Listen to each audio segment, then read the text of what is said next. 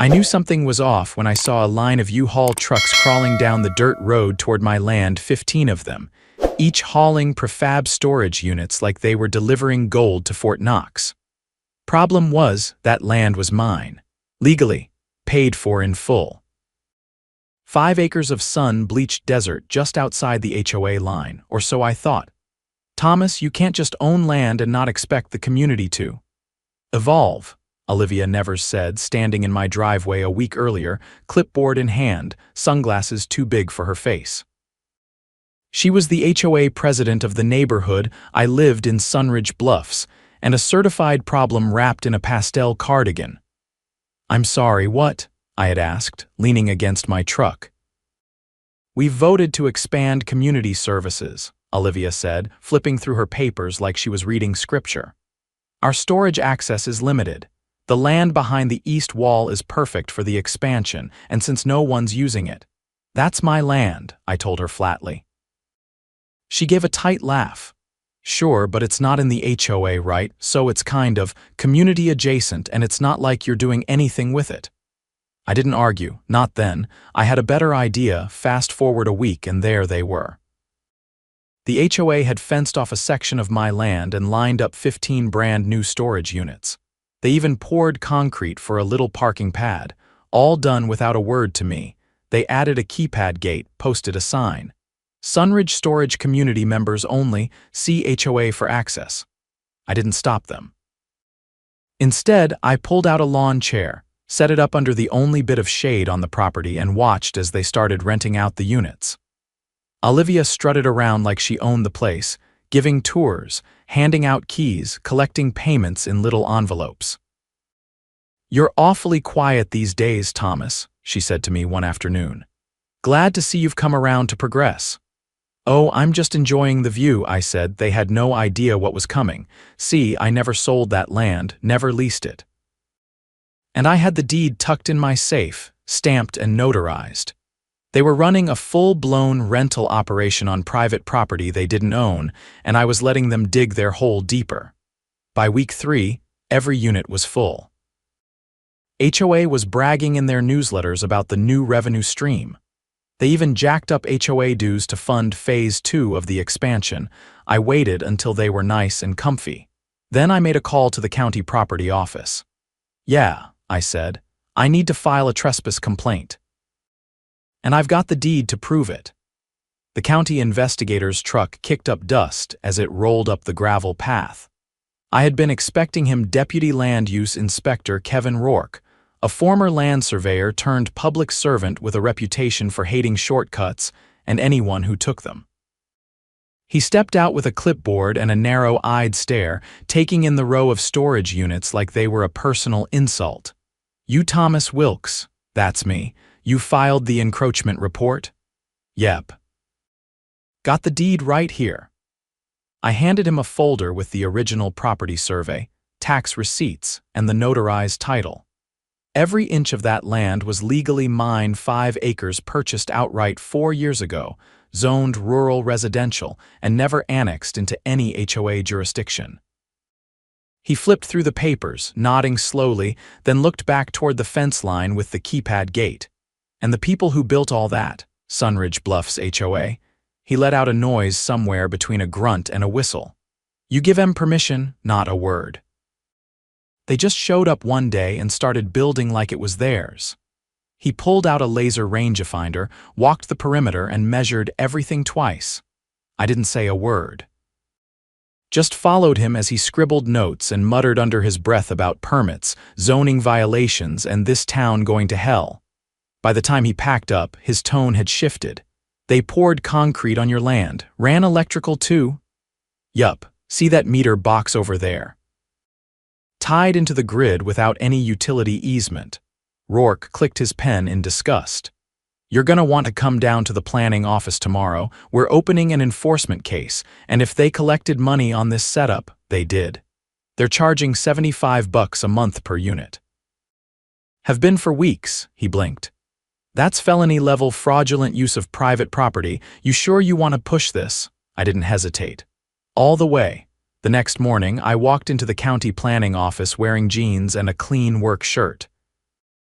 Rourke met me near the front and ushered me back to a conference room where two more county officials waited, one from zoning enforcement, the other from the district attorney's office.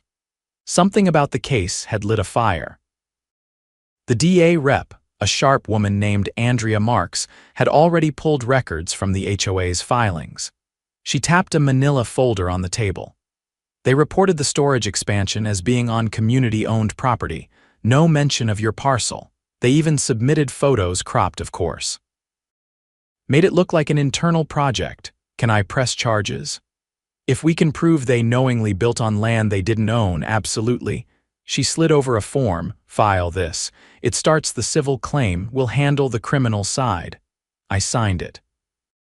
By the end of the week, the county posted a bright orange cease and desist notice on the fence gate. The next day, a certified letter landed in Olivia Never's mailbox. Another went to the HOA treasurer, a man named Philip Grant who had signed off on the budget for the project. I didn't see Olivia until 2 days later. She marched up my drive like she was storming a castle, heels sinking into the dirt, face flushed with fury. "What the hell are you doing, Thomas? Protecting what's mine? You're destroying a community resource." "No. You're stealing and calling it community improvement." She waved a letter in my face.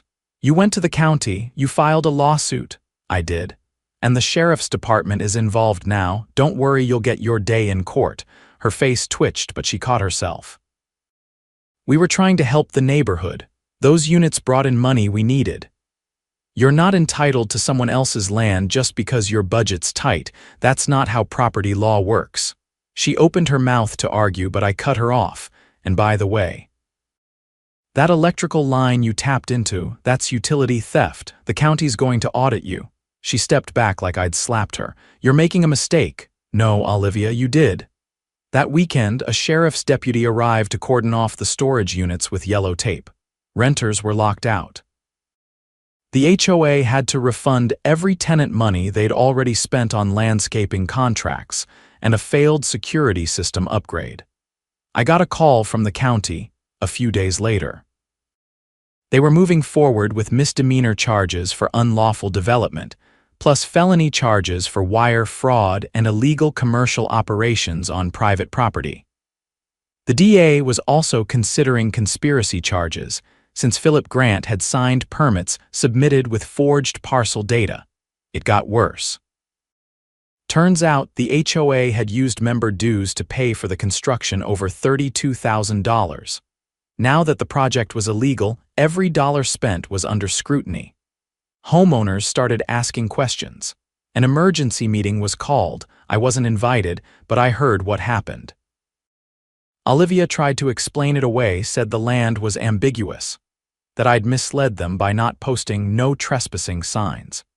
But one of the residents, a retired real estate agent named Marla Jensen, stood up and read the legal description of my property line straight from the county GIS database. She even brought a printed aerial photo with the parcel boundaries overlaid in red. Another resident asked why the HOA hadn't consulted a surveyor before spending tens of thousands on development. Olivia stammered, blamed the project manager who turned out to be her nephew. Philip tried to defend the budget, but someone pointed out he had approved invoices from a construction company registered to his brother-in-law. By the end of the meeting, both of them were suspended pending investigation. A few days later, Olivia resigned for personal reasons. Philip vanished from the treasurer role without a word. I still hadn't touched the storage units. Letting them sit there useless, sealed, and illegal was better than tearing them down. Every day they stayed up was another reminder of what happens when arrogance meets consequences. The HOA tried to negotiate, offered to lease the land, then to buy it outright. One of them even suggested a joint venture. I declined every offer. The county ordered them to tear down the units within 30 days or face daily fines of $500. They tried to fight it, but with the fraudulent filings and multiple violations, they didn't stand a chance. They had to hire contractors to dig up the foundations, haul out the units, and reseed the land with native brush to comply with zoning. I watched from my porch with a cold drink in hand as the last unit was hauled away. 5 acres of desert, back to how it was. Only now, it had a gate, a steel chain across the entrance, and 3 new private property no trespassing signs. Just in case anyone forgot. And Olivia? She's facing charges along with Philip. The county DA slapped them both with fraud, conspiracy to commit trespass, and misuse of HOA funds. The best part? The residents voted in a new board, one that actually respects boundaries, both legal and physical. Marla Jensen's the new president. She came by last week with a pie and an apology on behalf of the whole neighborhood. "We should have asked questions sooner," she said. "Thank you for not letting them get away with it." I nodded, accepted the pie, and told her the truth. Sometimes the best way to deal with thieves is give them rope and let them build their own gallows. The wind was harsher than usual that morning, kicking up fine grit and rattling the steel chain across my gate. I was tightening the padlock when a black SUV rolled up and parked just outside the property line. 2 men stepped out, both in plain clothes but with the kind of posture that screamed law enforcement. One of them flashed a badge from the state's Office of Public Integrity. "Thomas Wilkes?" the taller one asked. He had a sun-creased face and a voice like gravel. "That's me." "I'm Agent Loring. This is Agent Shepard. We're with the state's Financial Crimes Task Force. We're following up on the recent criminal complaint involving Sunridge Bluffs HOA." He paused, letting the silence hang. "Mind if we ask a few questions?" I led them to the shaded side of the trailer I used as a workshop. Agent Shepard flipped open a notebook while Loring scanned the property, his eyes lingering on the bare concrete pads where the units used to sit. "We have reason to believe that this wasn't just a case of overreach," Shepard said. "We've uncovered inconsistencies in the HOA's financial disclosures and contractor payments that suggest laundering." I raised an eyebrow. "Laundering? As in money laundering?" Shepard nodded. "Several of the invoices submitted for the storage project don't match known contractor databases. One company registered to a P.O. box in Nevada was paid over $12,000 for electrical work that, according to the utility company, was never completed." I leaned against the trailer wall. "That would explain why the lights never worked." Loring reached into his satchel and pulled out a printed ledger. "You recognize any of these names?" He pointed to a column of payees, one of which caught my eye immediately. "Redstone Logistics," I said. "That's the name on the trucks that delivered the units." "Only there's no Redstone Logistics registered with the state," Loring said. "The address listed on their invoice leads to a vacant lot behind a closed gas station."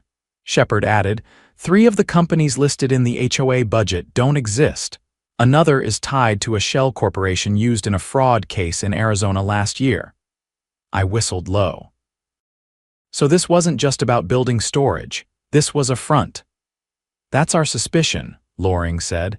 "And now that you've filed both a civil and criminal complaint, we've got jurisdiction to dig deeper." They asked for copies of any communication I'd had with HOA officials. I gave them a flash drive with everything dated photos, audio recordings from my trail cams, and scanned copies of the letters they'd left in my mailbox. Loring took it with a nod. "Don't be surprised if we call you in to testify," he said. "This is bigger than a land dispute." That evening, a moving van pulled up in front of Olivia Never's house. She didn't come out to greet the workers. Lights stayed off, curtains drawn. By the time the sun dipped behind the hills, the van was gone and so was she. The following week, subpoenas went out to every member of the HOA board who'd served during the storage project. One of my neighbors, a retired truck mechanic named Hector, told me that a pair of agents had shown up during an HOA subcommittee meeting and walked out with 2 laptops and a stack of binders. "Never seen Philip Grant turn that color before," Hector said. "Like all the blood drained out of him." The county DA's office called me in for a deposition. I sat across from Assistant DA Marks in a windowless office on the third floor of the courthouse. Stacks of case files lined the walls. We traced over $78,000 in HOA funds to personal accounts, she said, flipping open a folder. Some were funneled through those fake contractors. Most of it ended up with Grant and Nevers. And the rest of the board, 2 of them claim they were misled. One's agreed to testify in exchange for immunity. The others are lawyering up. She pushed a document across the table. This is a formal notice. You're being listed as a primary witness. The state will likely pursue charges under the Racketeering Act. I signed where she indicated. You think she'll show up in court? Marks leaned back. She's not in the state anymore, but if she crosses lines, we'll know. Grant's still here. We executed a search warrant on his condo yesterday. Found flash drives labeled HOA business in a cereal box. Back in Sunridge Bluffs, things were unraveling fast. The interim board held an emergency vote to freeze all discretionary spending, which triggered a chain reaction of canceled landscaping contracts, postponed community events, and a full audit of the HOA's bank account. Then came the bombshell. A forensic accountant hired by the new board released a report showing that over the past 2 years, more than $150,000 had been siphoned from HOA dues into projects with no oversight. The storage units were just the latest in a long string of shady expenditures. Others included a beautification fund that paid for a tennis court no one could find, and a security upgrade that consisted of 2 fake cameras mounted on a plastic pole. The residents were furious. They packed into the community center for a town hall that was standing room only. This time I came inside. Marla Jensen stood at the front with a microphone, trying to keep the crowd calm. Please, one at a time, she said. We're cooperating fully with the investigation. The forensic team is still going through documents. A burly man in the back shouted, "What about our dues? That's our money." Another voice added, "You gonna refund the assessments from last spring?" Olivia said it was for drainage repairs. We never saw a shovel hit dirt. Marla raised her hands. We're putting together a restitution fund. It'll depend on what the courts can recover. I stepped forward. You want to know how this happened? It's because no one was watching until it was too late. They counted on silence. The room quieted. But silence is over, I said.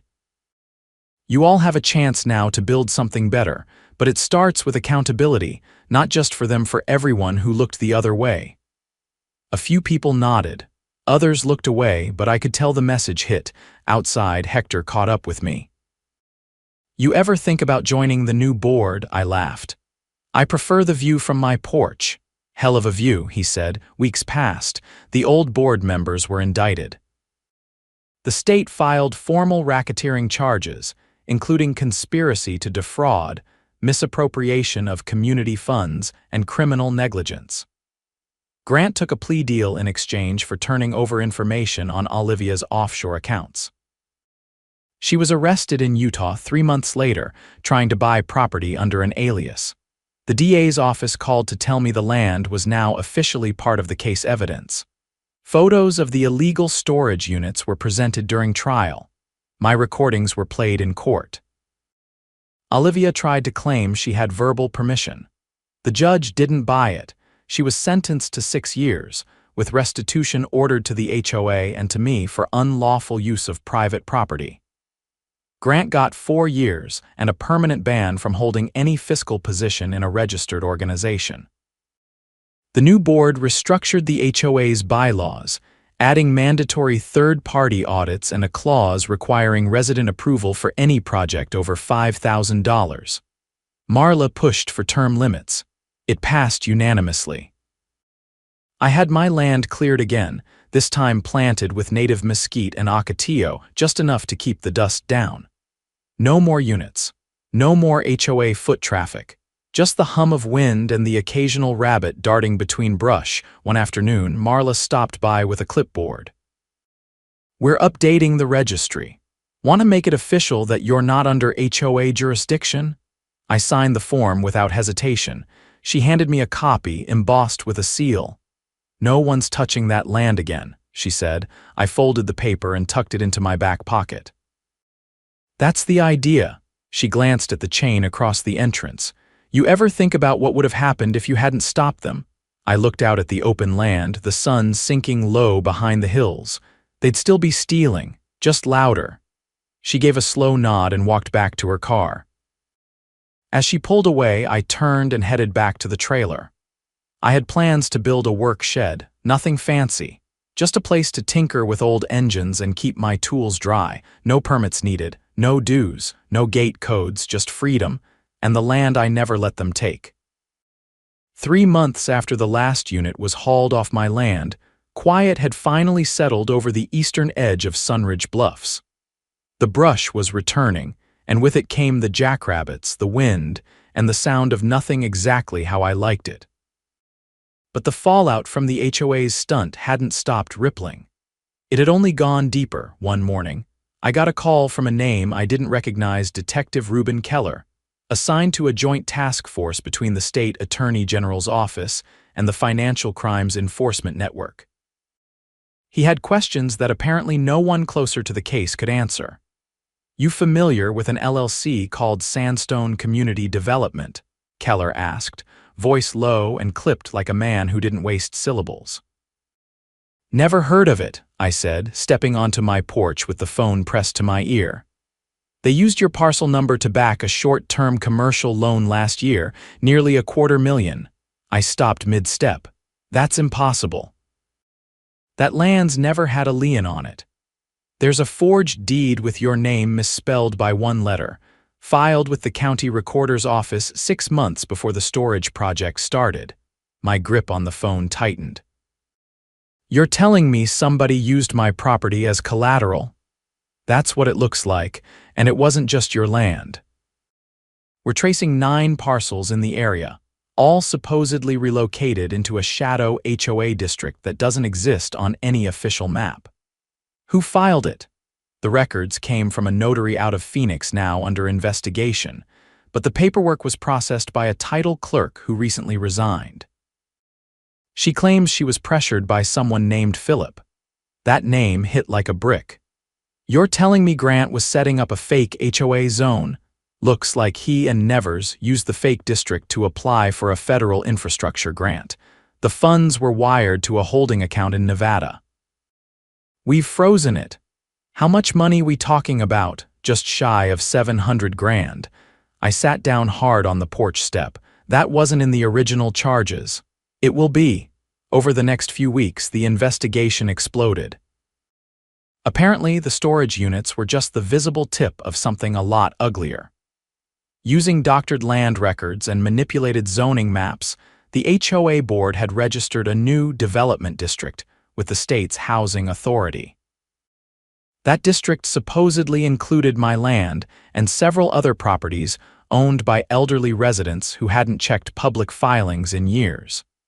They used that district to secure a federal revitalization grant intended for underserved rural communities.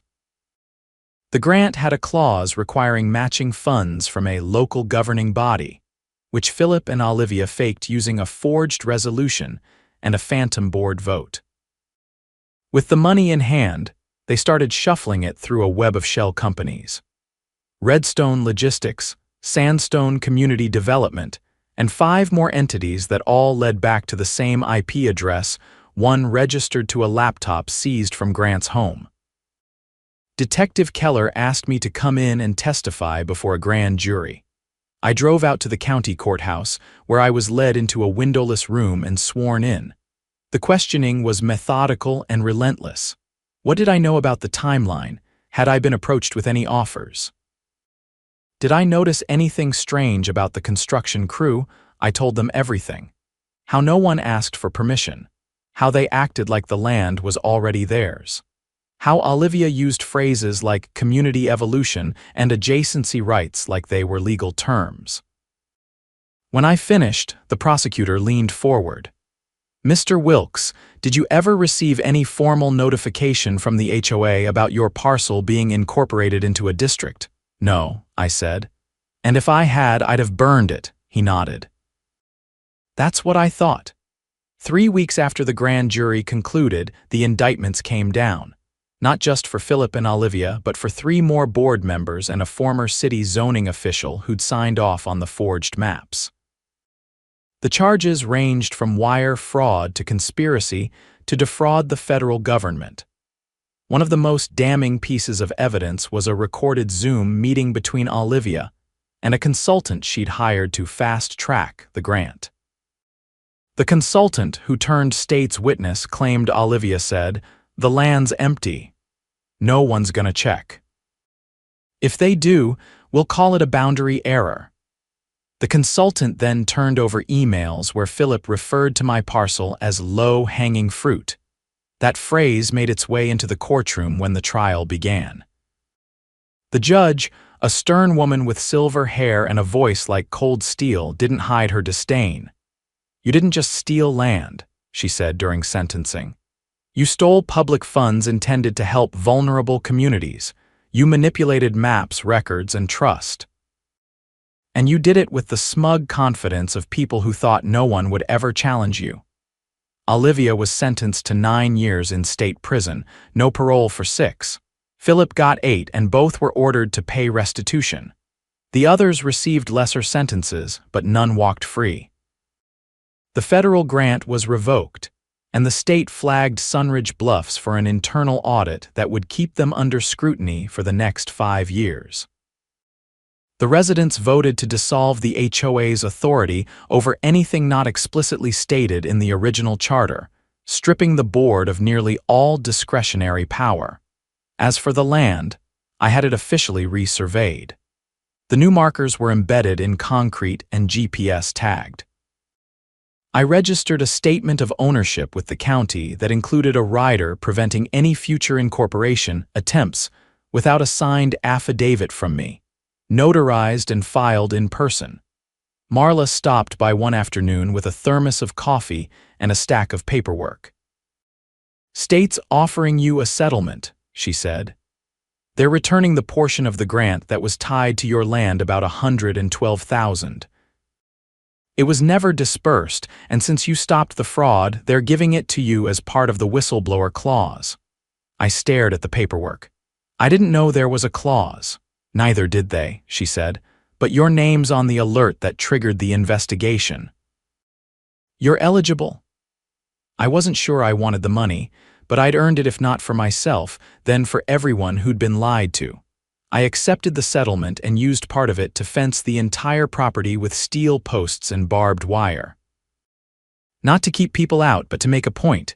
This land wasn't just mine by law, it was mine by blood, sweat, and war. I used the rest to build a proper workshop. Concrete floor, reinforced roof, solar panels on the edge. Inside, I set up a workbench, a tool wall, and a small office with a fireproof safe holding every deed, record, and survey ever filed on that land. On the far wall, I hung a photo of the storage units taken on the day the county posted the cease and desist notice. A reminder. Hector came by one evening to help me install the last panel of the solar array. We sat on the roof as the sun dipped below the hills, casting long shadows over the hard-packed dirt and scrub. "You ever think about selling?" he asked. "Not a chance." He nodded, quiet for a while. Then in that slow, gravelly voice of his, he said, "Place looks good, feels like it's supposed to be here." I looked out over the horizon where the windmill spun lazily against the sky. "It always was," I said. "They just didn't see it." The silence returned, and this time it stayed. No more trucks, no more clipboards. Just the wind, the land, and the knowledge that sometimes the best way to win is to let the enemy build their empire on sand and then watch it collapse under its own arrogance.